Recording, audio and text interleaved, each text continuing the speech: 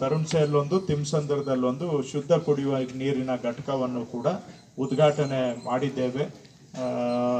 ಅದರ ಜೊತೆಗೆ ಜನಕ್ಕೆ ಅದು ಅನುಕೂಲ ಆಗುತ್ತೆ ಅಂತ ನಾನು ಭಾವಿಸಿದ್ದೇನೆ.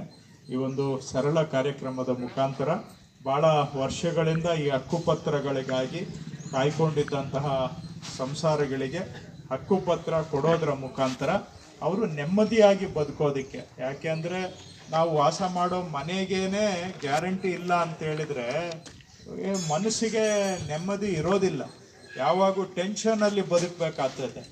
ಹಾಗಾಗಿ ಅವರು ನೆಮ್ಮದಿಯಾಗಿ ಬದುಕಬೇಕು ಅಂದರೆ ಕನಿಷ್ಠ ಮನೆಗೆ ಒಂದು ನಾವು ಗ್ಯಾರಂಟಿ ಇದ್ದರೆ, ಆ ಮನೆಗೆ ಗ್ಯಾರಂಟಿ ಇದ್ದರೆ ಸ್ವಲ್ಪ ಬದುಕು ನೆಮ್ಮದಿಯಾಗಿ ಬದುಕ್ಬೋದು.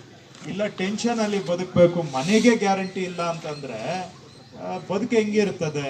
ಆ ರೀತಿ ಜನಕ್ಕೆ ಟೆನ್ಷನ್ ಆಗಬಾರ್ದು ಅಂತೇಳಿ ಇವತ್ತು ಅವರ ವಾಸ ಮಾಡುವಂಥ ಮನೆಗೆ ಹಕ್ಕುಪತ್ರ ಕೊಡುವಂಥ ಕೆಲಸವನ್ನು ಈ ಕಾರ್ಯಕ್ರಮದ ಮುಖಾಂತರ ಮಾಡಿದ್ದೇವೆ.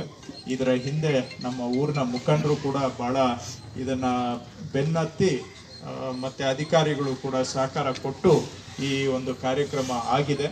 ಇದು ಆ 20 ಕುಟುಂಬಗಳಿಗೆ ಅವ್ರಿಗೆ ನೆಮ್ಮದಿಯಾಗಿ ಬದುಕೋದಕ್ಕೆ ಅನುಕೂಲ ಆಗುತ್ತೆ ಅಂತ ನಾನು ಭಾವಿಸಿದ್ದೇನೆ.